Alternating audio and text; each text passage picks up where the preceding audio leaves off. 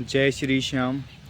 दोस्तों, मेरा नाम है आकाश और मैं आप सभी के लिए बहुत ज़्यादा रिसर्च करके, लोगों से बातें करके खाटू श्याम जी की सच्ची घटनाएं, उनके चमत्कार की कहानियाँ आप लोगों को सुनाता हूँ। दोस्तों, ऐसी ही एक कहानी आज मैं आपके लिए लेकर के आया हूँ। ये कहानी एक ऋत्विक नाम के लड़के की है जो अपना करियर शुरू करने से पहले ही कर्ज़े के बोझ से दब गया, और कैसे श्याम बाबा ने इसकी मदद करी, आज ये हम इस कहानी में जानेंगे। दोस्तों, ऋत्विक एक बहुत ही सीधा और सरल नेचर का लड़का है। इसने अपनी पढ़ाई पूरी करी। इसने एमबीए करने के लिए 5 लाख रुपए का लोन लिया, क्योंकि इसके पिताजी ने साफ साफ कह दिया था कि हम ग्रेजुएशन तक जो भी खर्चा तुम्हारी पढ़ाई पे कर चुके हैं, अब उससे ज़्यादा करना हमारे बस में नहीं है।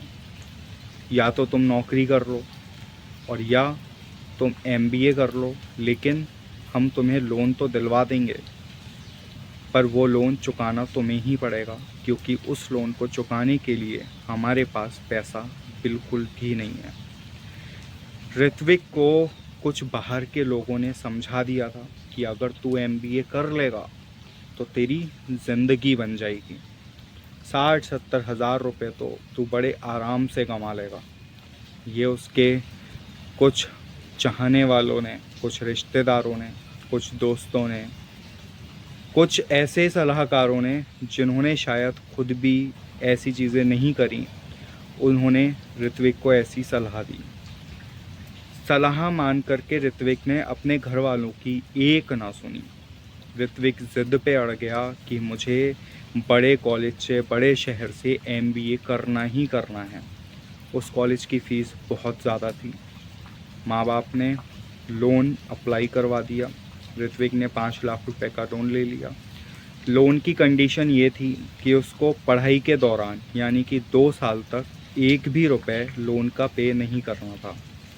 जब उसकी 2 साल बाद नौकरी लग जाएगी, तब उसकी पहली ईएमआई शुरू होगी। ऋत्विक एमबीए ज्वाइन कर लेता है। बैंक उसको पैसा दे देती है, फ़ीस पूरी चली जाती है। रहने और खाने का खर्चा माँ बाप ही उठाते हैं। ऋत्विक का कॉलेज स्टार्ट होता है और कॉलेज में फ्रेशर्स पार्टी होती है।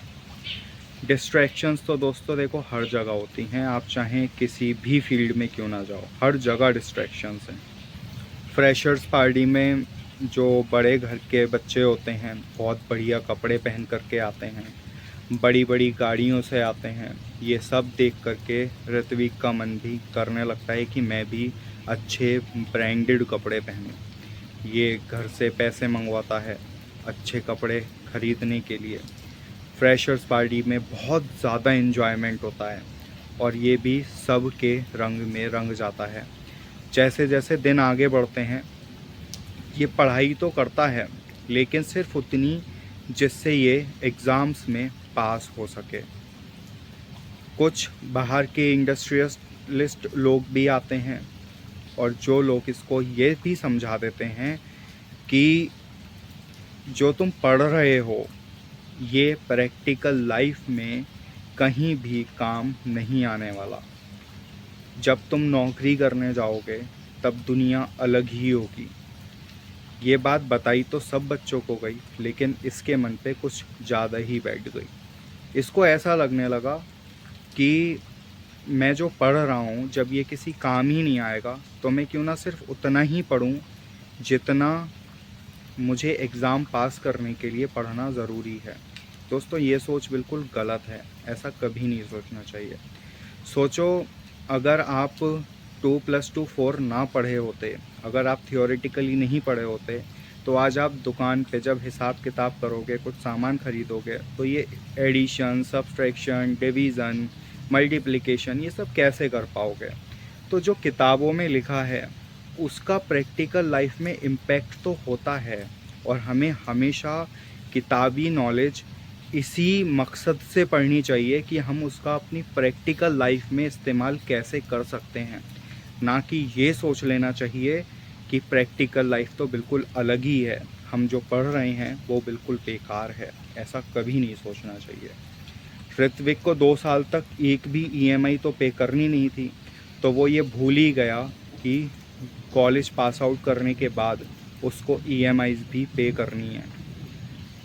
जब 2 साल पूरे कंप्लीट हो गए, अब ऋत्विक को इंटर्नशिप के दौरान याद आया कि मुझे तो अपनी ईएमआई भी पे करनी है, और इंटर्नशिप में भी उसको जॉब की कोई भी उम्मीद नज़र नहीं आ रही थी। जब इसको इंटर्नशिप कंप्लीट करने के बाद भी कोई भी नौकरी नहीं मिली, और इसने एक नेटवर्क मार्केटिंग कंपनी ज्वाइन कर ली, जहाँ पर इसने 6 महीने तक रगड़ के काम किया, लेकिन बिल्कुल भी पैसा नहीं बना पाया। 6 महीने के अंदर इसने वो कंपनी भी छोड़ दी, फिर एक फिक्स्ड सैलरी वाली कंपनी ज्वाइन करी। देखते ही देखते 1 साल के अंदर अंदर ऋत्विक ने कम से कम 5 से 6 कंपनियां बदल दी, लेकिन इसका कहीं पर भी मन नहीं लगा और कहीं पर भी नहीं टिका। इसने अपनी जो पढ़ाई करी थी उसका इस्तेमाल भी ये कहीं नहीं कर सकता था, क्योंकि इसने पढ़ाई करी ही उतनी थी जितनी पढ़ाई करके ये सिर्फ एग्ज़ाम पास कर सकता था। एट दी एंड रिज़ल्ट ये हुआ कि ये सभी नौकरियों से हाथ धो बैठा। इसने कहीं भी किसी भी कंपनी में अपना 100% नहीं दिया। ब्याज बढ़ता जा रहा था, ईएमआईज़ जानी बंद हो चुकी थी, हर तरफ से हार गया। घर वालों ने साफ कह दिया कि तुम जानो, तुम्हारा काम जाने, हमारे पास पैसा नहीं है। और वाकई में घर वालों के पास पैसा था भी नहीं। ऋत्विक बहुत ज़्यादा परेशान हो गया कि अब मैं क्या करूं, कहाँ जाऊं। किसी ने बताया कि अब तो सिर्फ एक ही है जो तुम्हारी मदद कर सकता है, और वो है खाटू वाले श्याम बाबा। उनकी शरण में जाओ और वहीं से तुम्हारा कुछ ना कुछ काम बन जाएगा। ये श्याम बाबा की शरण में जाता है, श्याम बाबा से प्रार्थना करता है, क्षमा मांगता है, और प्रार्थना करते करते इसको अपनी गलतियों का एहसास हो जाता है कि मैंने आखिर गलती करी तो करी कहाँ। मुझे अपने एमबीए के दौरान पढ़ाई अच्छे से करनी चाहिए थी। मैं हर नौकरी से निकाल दिया जाता हूँ, किसी भी काम में मैं सक्षम नहीं हूँ। इसका रीज़न ये है कि मैंने किसी भी काम को दिल लगाकर किया ही नहीं, ना ही मैंने उतनी नॉलेज इकट्ठी करी जितनी मुझे काम करने के लिए होनी चाहिए। अगर मैं ऐसी नॉलेज ले लेता हूँ जहाँ से लोग मुझे चाहकर भी ना निकाल पाएँ, तो शायद मेरी ज़िंदगी सुधर जाएगी। इसने मार्केटिंग से एमबीए किया था, लेकिन इसको मार्केटिंग का एम भी नहीं पता था। तब इसने एक फिलिप कॉटलर नाम की बुक आती है मार्केटिंग की, आप सर्च करके भी देख सकते हो। इसने वो फिलिप कॉटलर की बुक मंगाई मार्केटिंग की, और उसको पढ़ना शुरू करा। वो बुक काफ़ी मोटी है, इसने पहली बार पढ़ी, इसको कुछ भी समझ में नहीं आया। इसने वो बुक 5 बार पढ़ी, इसको थोड़ी थोड़ी समझ में आनी शुरू हुई, लेकिन उतना अभी भी समझ में नहीं आ रहा था। इसने उस बुक को 25 बार पढ़ा, 30 बार पढ़ा, 50 बार पढ़ा, और उस बुक को पढ़ पढ़ के इसने पूरा नॉलेज ग्रहण कर ली।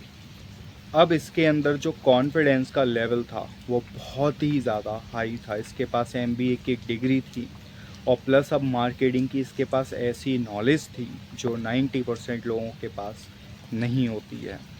दोस्तों, इस नॉलेज के साथ इसने इंटरव्यू के लिए एप्लीकेशंस डाली, 2-4 जगह से इंटरव्यू के लिए कॉल आया, और अब इसका सिलेक्शन 60-70 हज़ार रुपये महीना सैलरी पे हो गया, क्योंकि इसको मार्केटिंग की अब इतनी ज़्यादा नॉलेज हो चुकी थी कि ये मार्केटिंग की दुनिया में बादशाह बनने लायक हो गया।